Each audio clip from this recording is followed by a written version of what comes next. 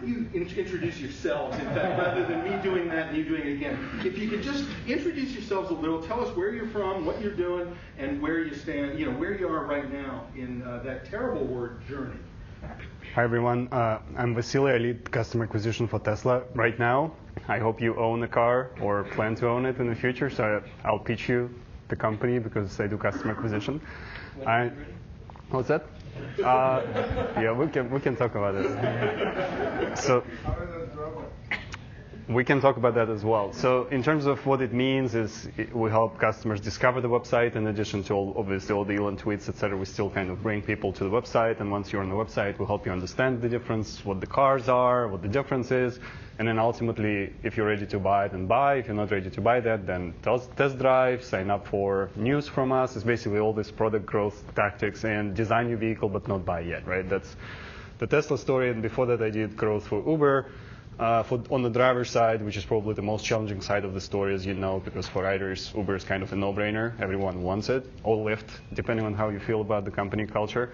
But on the driver side, it's a lot more complexity because you have to compete against people who work for McDonald's, against people who work everywhere else in the world. Like the workplace is genuinely a very competitive space. So those are two kinds of complex problems I've been solving so far, and automation is dear to my heart because you cannot build large scalable business without automating something. It's just in the nature of those startups, as Anupam presented in his keynote. And the second is I feel like this whole space requires a little bit of more thoughtfulness because the product approach generally is to understand the root cause of the problem, to understand the customer problem, to understand the root cause of the problem, and then go solve the problem. And the way I feel about automation is it's frequently becoming basically it's variable by itself. So how about we just do it manually and then we automate it? So that's the situation I'm seeing more and more in business and in products. So trying to bring kind of more thoughtfulness to this whole space. And so you see we have a variety of industries represented and a variety of experiences here. And one of the questions that came up during Anupam's presentation was where do companies start? How do they choose their early projects? So could we go down the line again and maybe start from Sumit this time? What were the first projects that you started working on, and how did you start working on them? How did you get involved? And the question is the early projects, right? Early projects, and also marry that a little with products serving those projects. Sounds good. So there are actually two examples for both Tesla and Uber. My early projects are always about automation, and actually now, the more I think about it, it's all about when you come into the company, you want to build credibility, you just want some high impact pretty fast. And usually those projects just tend to be some form of automation, like something is being done inefficiently or manually, and just machine can just solve those better. Two quick examples on Tesla side. When you get prepared to pick up your vehicle, once you paid already and you just need to pick up your vehicle, it sounds like it's a no-brainer, you just come and pick it up, right? Life is a lot more complex because you need to provide driver's license, insurance, financing, and we need to decide, are you going to be trading in your vehicle or not? We need to price your vehicle. There's actually lots and lots of stuff happening before you pick up your Tesla. I'm even thinking we're building products a lot more complex than many other companies build their whole business on, right? Like we have trade-in model, we have credit checks, we have financing there, we have all the validation that Uber has. So it's pretty complex.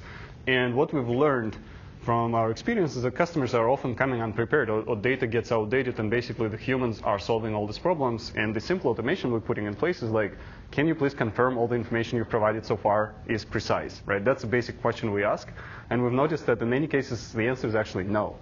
And we noticed it saves customer lots of grief, and it saves us lots of contracts which we regenerate. It's one of the key metrics we're focusing right now, because again, if you bought Tesla, you might have seen where your contract got regenerated while you're waiting for the vehicle. This first simple story where if you ask a customer, is the information precise, right? You don't even need to get human in place to get customer service substantially better. Quick story on Uber side. Again, drivers, remember San Francisco or some other city, 2014, Uber is growing super fast. Everything is done manually. Engineers are building stuff as fast as they can, but again, there is a lot more ideas than can be realistically built by engineers. So what I realized is drivers are always limiting factor in this business. You always have a lot more riders than you have drivers, right? As soon as you build up your driver base, your business grows. You cannot focus on just ridership. And what prevents drivers from start driving, in our case, was that the lack of automation around are you eligible or not? Like human actually was allowed to green light you or not allowed, right? Depending on, did you give us your driver's license? Again, do you have an insurance? Do you have a vehicle? Do you have all of those things? There was a human in the last step. And the craziest stories is, as a driver, if you submit all the information at 6 p.m. and the human went home at 5:59, so you basically need to wait till 9 a.m. next day. You cannot work this whole period of time between 6 and 9. So the simple automation around, does this person have this? Does this person have this? Does this person have this? Go, right? It was insanely impactful. It was actually one of the biggest wins even in the course of 3-year history. So automation is great when it's done right. That's the story. We'll talk about a lot of the things that are being presented in depth as we go further. I'd love to get into a dialogue, but let's hold that for a bit. So I want to just point out something that I'm thinking about, maybe others are thinking about. You were talking about predictive capabilities, and we laughed earlier about the era of big data. But I think what we're really seeing is the coming together and the maturing of the era of big data, cloud computing, mobile, social, all those acronyms of 5 years ago that we were presenting at conferences like this. We're seeing them starting to come together, and the predictive abilities are becoming what is now called AI. So I just want to provide that context. But now I want to go backwards a little. When I've started working with clients in RPA specifically, but also in AI type things, the first thing they want to do, and the first thing that many companies need to do, is create that business case and the proof of concept.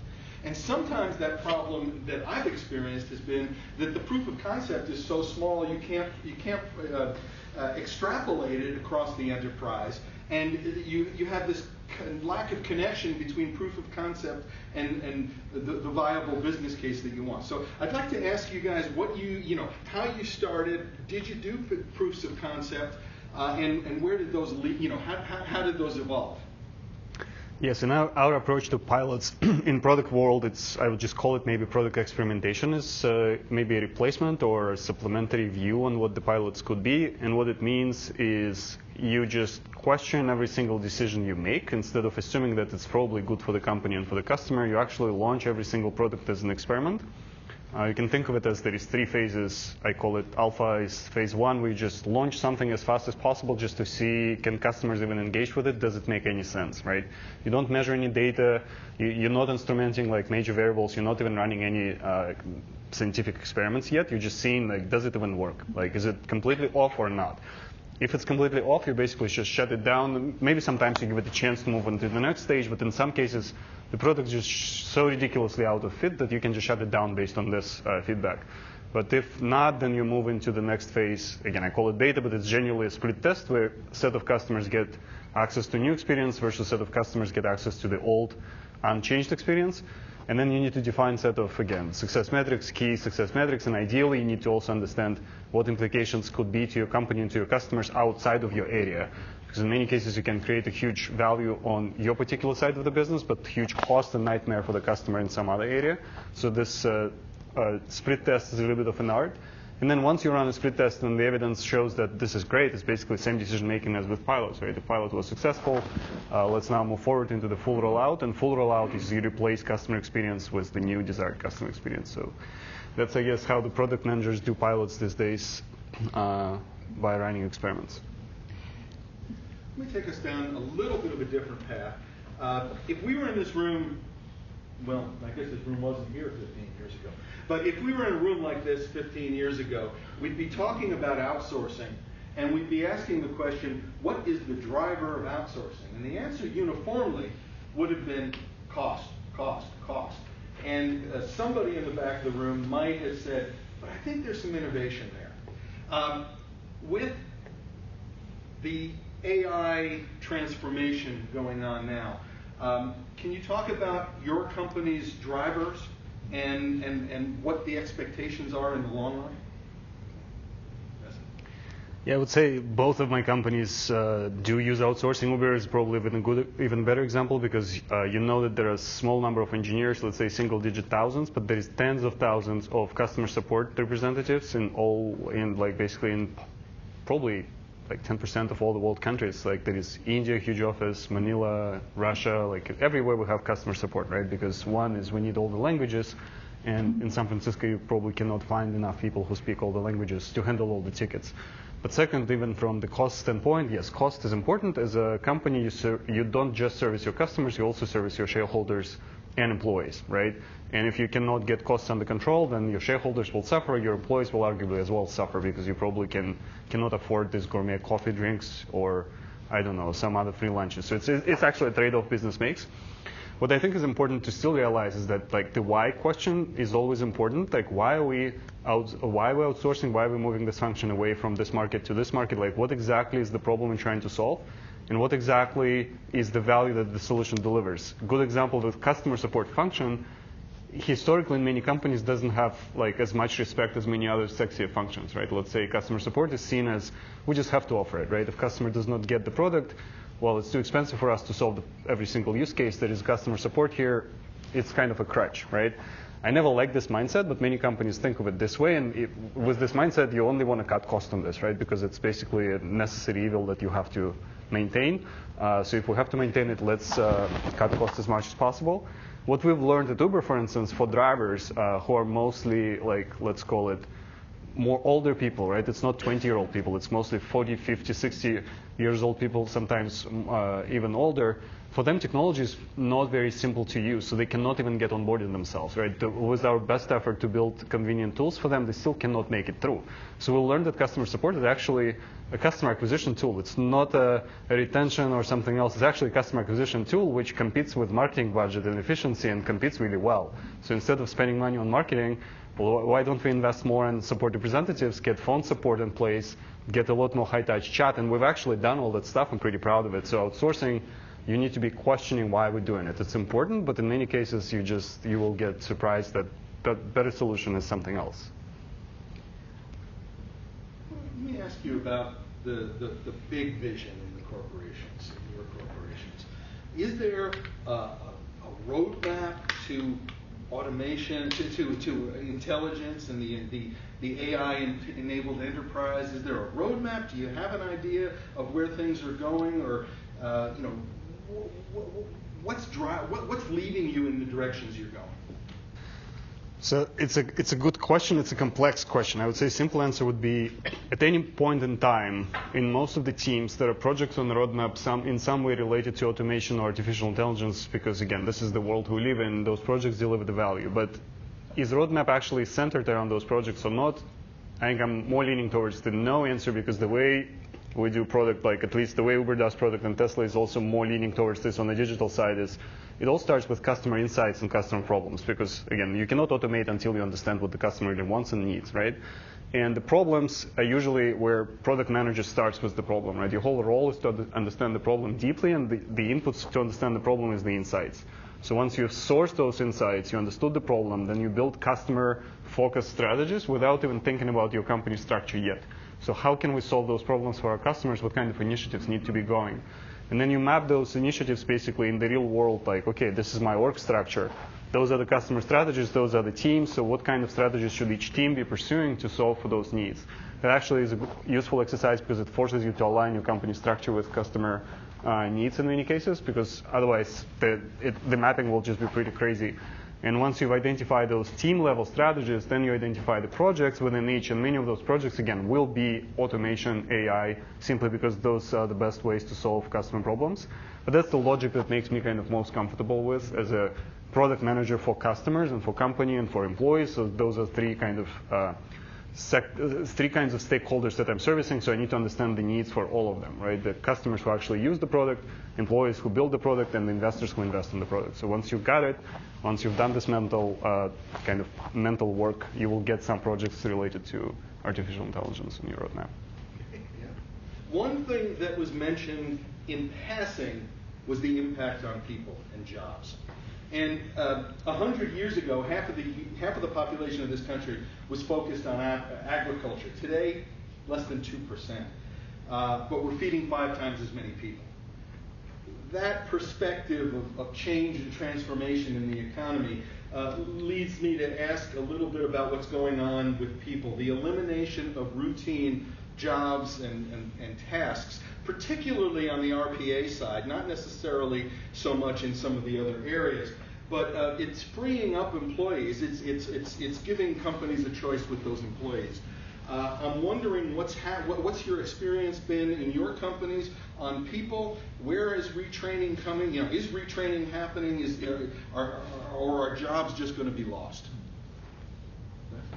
And again, we're discussing job creation versus job replacement, right? It may not be. It may not be. I mean, your company's built differently and doing different things.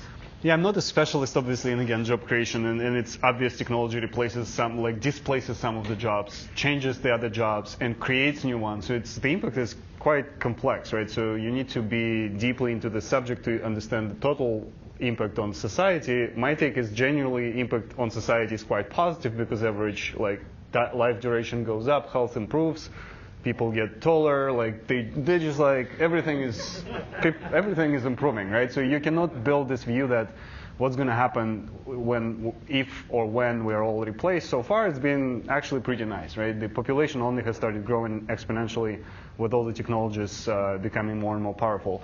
What I think is important to realize is the aspect of, again, creating completely new jobs as well as improving existing jobs is something which is happening, and it will be happening more and more and more.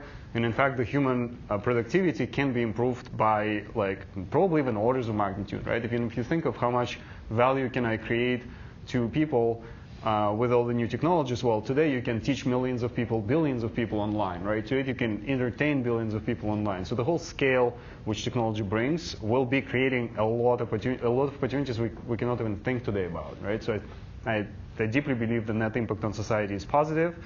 The jobs will be better.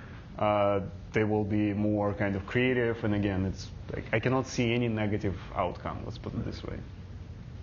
So this is to Vasily. I was reading an article about Tesla, and I read that Tesla is working on a car that will make a decision making if there's a collision ahead of the car. So it's just like if there's a car, there's a child, and there's a mother, and if there's a driver, and the car has to make a decision who to save, either mother or child or the driver. The ethical dilemma, you're saying, right? It's like AI is a threat to the human life. Moral dilemma of AI. Yep. How do you see that? So you're asking for my personal opinion on whether we should be doing I'm not building. Give a disclaimer about Tesla. Thank you for the question. I'm not making decisions on those topics, and those are tough topics, right? I did take my ethics classes, and there is so many of sub-dilemmas within this dilemma, right? In some cases, they ask you, would you push the person on the rails to save 5 people? Okay, you wouldn't, but would you mind if somebody else pushes the person? All right. So I'm trying to say that there is so much complexity in your question that if you go deeper, okay, if the car explicitly does not try to save one person's life in favor of 2, then there is always a more complex flavor of the same dilemma you still will be facing, right? So I do not know what the company stands on this. I haven't seen public statements on this, but to the best of my knowledge, we're trying to get driving safer. The definition of safety, I just haven't seen it yet, right? So I know that we're trying to reduce total number of accidents because currently fatality happens every 100 million miles in the United States. And you're talking about million fatalities in the world, it's million lives. It's there is no wars in this earth enough to consume so many lives. So the company will definitely drive that number down. I honestly don't know how it's going to be dealing with those dilemmas. But it may push the sales down, for Tesla. Huh? Nobody would like to buy a car that can put someone's life on risk.